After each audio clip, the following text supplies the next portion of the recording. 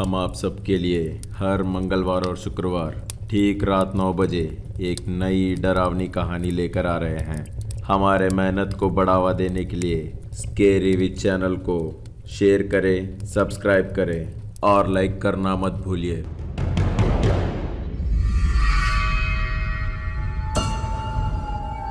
मधुरा नगर 100 घरों का मोहल्ला है।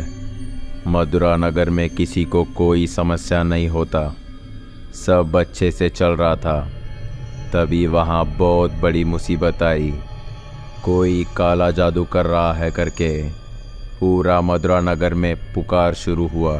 काला जादू करने वाला इंसान कहाँ रहता है और क्या करता है किसी को नहीं पता। वहाँ कुछ लोग ऐसे भी हैं जो ये सब चीज़ों में विश्वास नहीं करते। पर उस दिन पूरा कहानी बदल गया है। समय ठीक रात 12 बज रहा है। आधी रात में हर वक्त मोहल्लों में रहने वाले कुत्ते उस दिन मधुरा नगर को छोड़कर भाग गए हैं। ठीक उसी समय बस से उतरा विजय, हाथ में एक बैग लिए मधुरा नगर के तरफ आ रहा है। विजय का घर जाने के लिए लगभग 1 किलोमीटर चलना पड़ता है। क्या हुआ? आज इस मोहल्ले में कोई आवाज़ नहीं आ रहा है। मेरा ख्याल से 12 बज रहा है, तो कुत्तों का हलचल तो होना चाहिए। विजय 2 कदम चलते ही रास्ते में सारे लाइट्स बुझ गए। अरे यार, इस अंधेरे में मैं घर कैसे जाऊंगा? 1 मिनट, मेरा पास तो लाइटर है ना। हाँ, मैं तो बच गया। लाइटर को जलाकर थोड़ी देर चलते ही अचानक से सब लाइट्स ऑन हुए। मैं सोच रहा था हम लोग का मोहल्लों में करंट चला गया होगा, पर अच्छा हुआ अभी आ गया। उफ, मुझे तो बहुत टेंशन होने लगा। विजय पॉकेट से सिगरेट निकालकर लाइटर से जलाया और 2 दम मारा। अब इस टेंशन को दूर करने के लिए एक सिगरेट तो बनता है। हाय, ये सिगरेट को किसने बनाया? उसे तो गिफ्ट देना चाहिए। विजय सिगरेट पी रहा था, तभी एक साथ जोर से हवा चलने लगा। ज़्यादा हवा आने के कारण विजय छटपटा रहा था। अरे, मेरा आँख में तो कुछ कचरा गिर गया है, मुझे कुछ दिखाई नहीं दे रहा है। विजय का आँख बंद हो गए। थोड़ी देर बाद सब नॉर्मल हुआ। विजय ने अपने आँख पहुँचकर आंखें खोलकर देखा और चौंक कर रह गया, क्योंकि वहाँ कोई इंसान नहीं है। बस एक परछाई वहाँ हवा में टहलता हुआ विजय को दिखाई दिया। हे, कौन हो तुम? परछाई जैसे क्यों दिख रहे हो? ऐसे हवा में क्यों टहल रहे हो? वो परछाई विजय की तरफ आई। डर से विजय चीखते हुए पीछे भागने लगा। वाह वाह, मैंने जो देखा वो सच है क्या? मैंने कोई परछाई देखा है। कुछ तो गड़बड़ है, पर कुछ समझ में नहीं आ रहा है। अभी तक परछाई जली ही गई होगी ना। विजय पलट कर देखा तो वहाँ पर परछाई नहीं था, सब नॉर्मल है। मुझे देखकर तो परछाई डर गई होगी। विजय से मजाक नहीं कर सकता कोई। मैं किसी से नहीं डरता हूँ। विजय फिर से चलना शुरू किया। तभी अचानक से विजय के कंधे पे कोई हाथ रखने जैसे हुआ। कौन कौन हो तुम? बोलकर पीछे मुड़ के देखा, वहाँ उसका पुराना दोस्त शेखर है। अरे शेखर, तुम हो? कैसे हो तुम यार? मैं तो ठीक हूँ यार, तुम कैसे हो? कहाँ थे इतने दिन? पूरा 5 साल हो गए। हाँ यार, मुझे इस मोहल्ले से निकालकर 5 साल हो गए हैं। जो हुआ भूल जा यार, छोड़ो वो सब। मैंने तुम्हें देखा, वही खुशी का बात है मेरे लिए। पहले बताओ, तुम अभी तक कहाँ थे? यहीं पास में। अच्छा, चलो फिर एक दिन मिलने का प्लान करते हैं। वो तो मेरा भाग्य की बात है। मैं तुमको हर दम के लिए मेरे पास रखने वाला हूँ। विजय बाहर हंस रहा था, पर अंदर ही अंदर बहुत डर रहा था। शेखर को कॉलोनी वाले सब पत्थर से मार मार कर वहाँ से भगा दिए थे। शेखर को धोखा देकर विजय ने उस मोहल्ले से उसे निकाल दिया है। उसमें विजय भी मौजूद है। वो बात शेखर को कहाँ पता चल गया करके विजय डरने लगा। क्या हुआ? क्यों टेंशन में हो? अरे यार, ऐसा कुछ नहीं है। वो दोनों बात कर रहे हैं, तभी फिर से स्ट्रीट लाइट बंद हुए। शेखर, आज इस मोहल्ले में तो कुछ गड़बड़ है। नहीं तो स्ट्रीट लाइट्स बार बार बंद क्यों हो रहे हैं? विजय फिर से लाइटर ऑन किया, पर उसको एक शॉक जैसा लगा, क्योंकि अभी उसका सामने शेखर नहीं दिख रहा है। फिर से वो एक परछाई हवा में लहराते हुए दिखने लगा। विजय फिर से दौड़ने के लिए कोशिश किया, पर डर के मारे उसका पैर हिल नहीं रहे थे। तुम कौन हो? मेरा शेखर कहाँ है? तुम मुझे बार बार क्यों परेशान कर रहे हो? परछाई बिल्कुल नहीं हिल रहा था, हवा में तैर रहा है। फिर से हवा चालू हुआ। विजय को शॉक लगने जैसा वहीं लड़खड़ाते हुए खड़ा हो गया। दिवाकर सुबह 5 बजे वॉकिंग जाने के लिए उठा। घर के बाहर आकर वो एक खतरनाक दृश्य को देखा। उससे दिवाकर का होश उड़ गए, क्योंकि वहाँ विजय मरा पड़ा हुआ था। उसको बहुत घायल करके मार दिया गया था। विजय को कितना जलील किया वो उसका बॉडी देखने से पता चल रहा था। हरदम शांति से जीने वाले हम लोग के मोहल्ले में ऐसा हत्या। दिवाकर बिना लेट किए पुलिस को फ़ोन किया। इस खून के बारे में मधुरा नगर वालों को पता चलने में ज़्यादा वक्त नहीं लगा। उस मोहल्ले वाले सब विजय के लाश देखने के लिए आए, पर कोई ज़्यादा देर तक देख नहीं पाया, क्योंकि वो बहुत ही डरावनी नज़ारा था। विजय बहुत ही अच्छा इंसान था। उसको ऐसे मरा हुआ देखकर बहुत ही दुख हो रहा है। हम लोगों के इन्वेस्टिगेशन में कुछ ठीक से पता नहीं चल रहा है। उसने उसका फिंगरप्रिंट भी मिलने नहीं दिया। शायद ये मर्डर करने वाला बहुत ही होशियार क्रिमिनल है। ये सब उसका काम ही हो सकता है। किसका काम? काला जादू करने वाला। काला जादू? कौन किया? कहाँ रहता है वो? कहाँ रहता है किसी को नहीं पता, पर इस मोहल्ले के लोगों को लग रहा है वो आज आ गया है।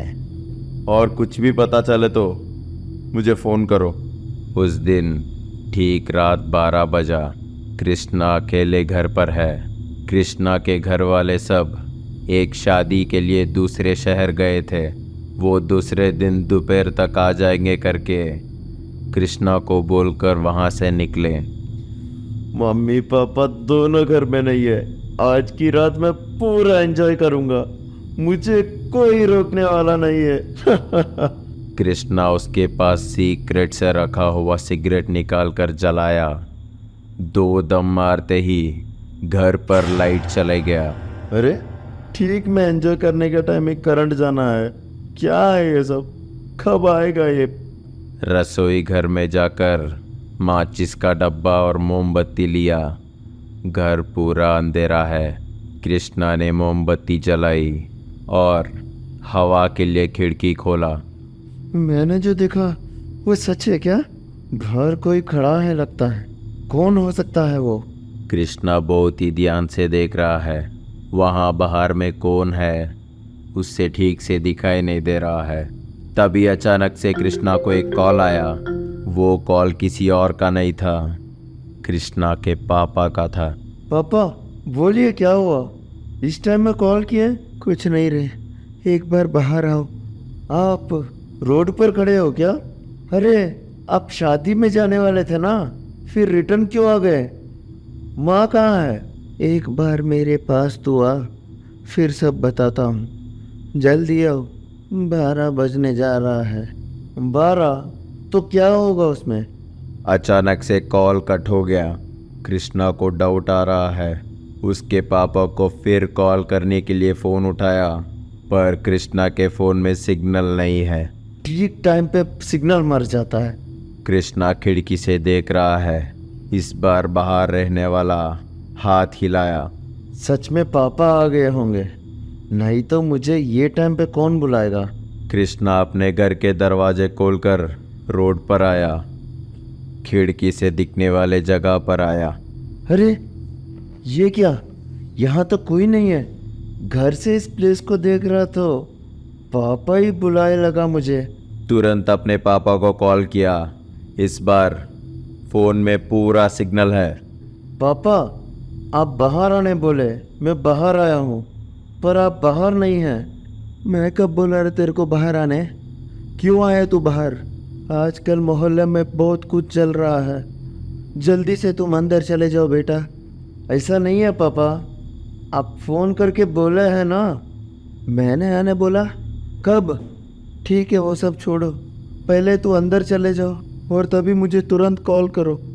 कृष्णा को उतने ठंड में भी पसीना आने लगा। वापस घर के अंदर जाने के लिए पलटकर भागने लगा।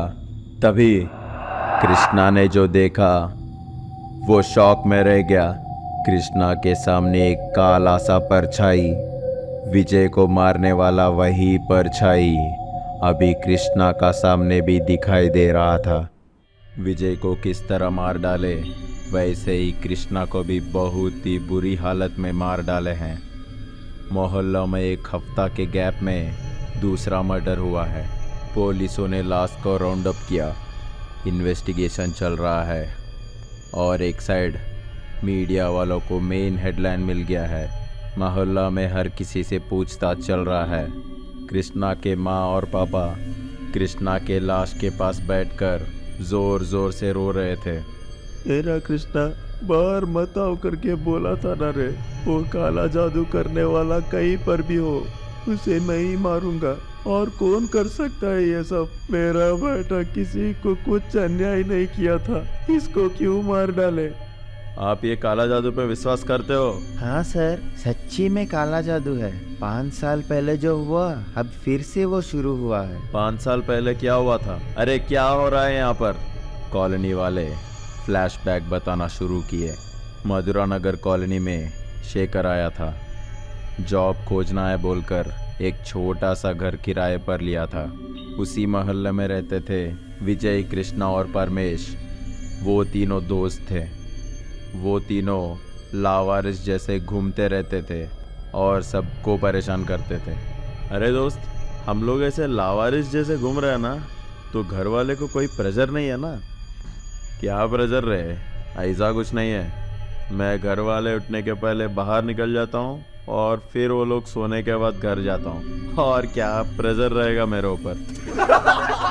मोहल्ले में शेखर के नाम का कोई आया है बोलते हैं यार। आईएएस का तैयारी करने के लिए आया है। उसको देखकर मेरे घर वाले परेशान कर रहे हैं मुझे। क्या आईएएस के लिए?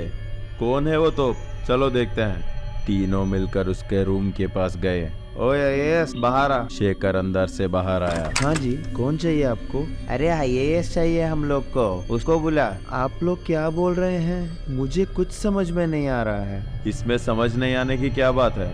तू मोहल्ले छोड़कर चले जा, नहीं तो ठीक नहीं रहेगा तेरे को। सोच ले। मैं क्यों चले जाऊं? यहाँ मैं रेंट देकर रह रहा हूँ। यहाँ रह के तू पड़ेगा तो हम लोग को बहुत परेशानी हो रहा है, इसीलिए तू चले जा यहाँ से। मैं नहीं जाऊंगा।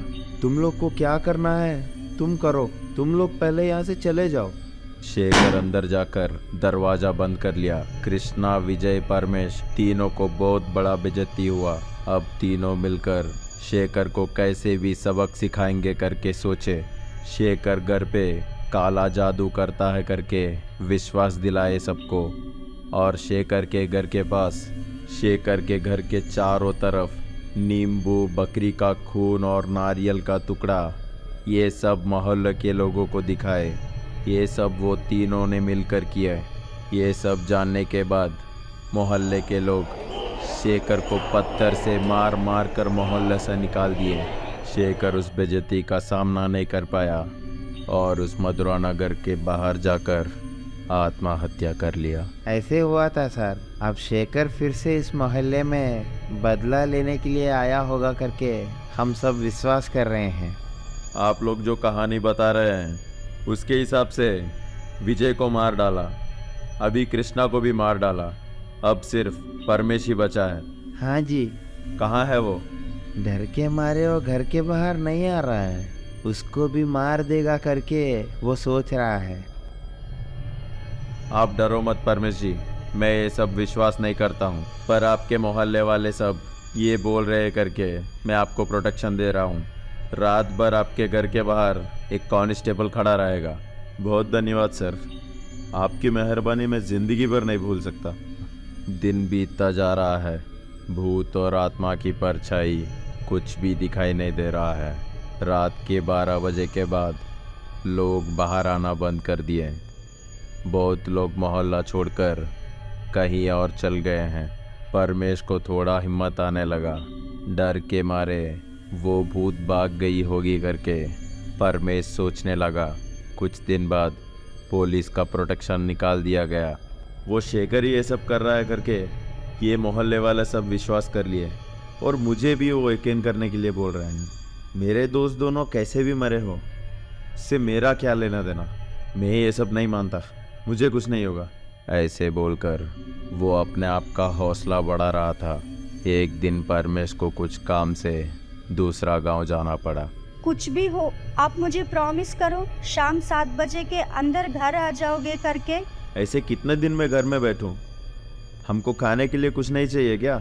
कुछ काम नहीं करूंगा तो पैसे कैसे आएंगे? आपको मना किया था ना, फिर भी आप दूसरे गांव क्यों जा रहे हो? अरे डरपोक, ऐसा कुछ नहीं होगा। ये सब तुम अपने दिमाग से निकाल दो, ठीक है? मैं प्रॉमिस करता हूँ मैं जितना जल्दी हो सके उतना जल्दी काम खत्म करके वापस आ जाऊँगा।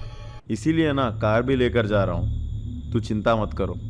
ठीक है, संभाल के जाओ और अच्छे से आ जाओ। परमेश घर से स्टार्ट हुआ। वो जिस काम से गया वो काम जल्दी खत्म हो गया। शाम को 7 बज रहे थे। धीरे धीरे अंधेरा हो रहा है। परमेश फुल जोश में कार को ड्राइव करते हुए अपने मोहल्ले में आया। अचानक से बिजली चमकी। बहुत तेज बारिश होना शुरू हुआ। मोहल्ले में बारिश का पानी जमा हो गया। इतने गर्मियों में ये बारिश क्यों हो रहा है? ये बारिश तो कम होने वाली नहीं है। चलो ठीक है, थोड़ी देर यहीं रुक जाता हूँ, नहीं तो मेरा कार खराब हो जाएगा। परमेश बहुत देर तक वेट करते हुए ऐसे नींद में चला गया। परमेश का आँख जब खुला वहाँ का नज़ारा कुछ अलग ही था। ऐसा लग रहा था कि बारिश हुआ कि नहीं। अरे अभी तो बारिश हुआ है, फिर अभी यहाँ का नज़ारा कुछ ऐसा नहीं है। घर पहुँचने वाला था, बस तब टाइम देखा। पर टाइम देखते ही परमेश को शॉक लगा। अरे ये क्या, मैं तो 7 बजे स्टार्ट हुआ था ना, अभी 12 बज रहे हैं। मैं इतना देर सो गया हूँ। अभी तक परमेश बहुत ही हिम्मत से था, पर अभी अभी डरना शुरू हुआ। 12 बज रहा है, हे भगवान मुझे कुछ होने मत देना। ऐसे बोलकर सब भगवान को याद किया। ठीक है, जो होगा देखते हैं करके कार स्टार्ट किया। कार मोहल्ले में जाते ही अचानक से करंट निकल गया। पूरा अंधेरा छाया हुआ है, बस कार का लाइट जल रहा है। परमेश को सब समझ में आ रहा है। मुझे बचा लो भगवान। ऐसे बोलते हुए वहीं पर भगवान का फोटो हाथ में पकड़ लिया। तभी अचानक से कार के शीशे के ऊपर खून का बारिश होने लगा। परमेश कार का वाइपर ऑन किया। ऐसे करने से कार का शीशा पूरा खून से भर गया। अरे ये खून कहाँ से गिरा? अभी मुझे कुछ नहीं दिख रहा है। परमेश अभी कुछ नहीं कर सकता है, इसीलिए कार से उतरकर शीशा पोंछने लगा। तभी कोई अचानक से उसके पीछे ताली बजाने लगा। कौन कौन हो आप? बोलकर पीछे देखा। पीछे कोई भी नहीं है। तुरंत सामने की तरफ देखा। परमेश का होश उड़ गया, क्योंकि उसके कार में कोई परछाई बैठी हुई है। परमेश कार छोड़कर भागना शुरू किया। परमेश के पीछे पीछे वो परछाई भी आ रही है। परमेश को सांस फूलना शुरू हुआ। बहुत थक गया तो पीछे मुड़कर देखा तो वहाँ पे कोई नहीं था। बच गया। सोचते हुए थोड़ा रिलैक्स होने के लिए सिगरेट जलाया। ठीक उसी टाइम करंट निकल जाता है। परमेश सर उठाकर देखा, तब वो परछाई परमेश के सामने ही था। शेखर मुझे कुछ मत करो, मैं कुछ भी नहीं जानता। तुम्हारा मरने का कारण मैं नहीं हूँ, मुझे कुछ भी नहीं मालूम। मुझे छोड़ दो शेखर, मुझे छोड़ दो। वो परछाई कुछ नहीं बोल रही है, पर परमेश को कोई थप्पड़ मारने जैसा उसका सर इधर उधर घूम रहा है। परमेश डर के मारे बहुत जोर जोर से रो रहा है। वो भूत परमेश का गला पकड़कर ऊपर खींची। डरते हुए जोर जोर से चिल्ला रहा है परमेश, पर कोई नहीं आ रहा है। वो परछाई बहुत जोर से परमेश का गला दबा रही थी। परमेश को सांस लेने से भी बहुत दिक्कत हो रहा है। परमेश का आँख मचल रहा है। थोड़ी देर बाद परमेश का सांसें रुक जाते हैं। परमेश जमीन का ऊपर गिर गया। स्ट्रीट लाइट्स ऑन हुआ। मोहल्ला फिर से नॉर्मल जैसा हुआ। परमेश मर गया है। मोहल्ले के घड़ी में ठीक 12 बज रहा है। अगर हमारे वीडियो अच्छा लगा तो लाइक करना मत भूलिए।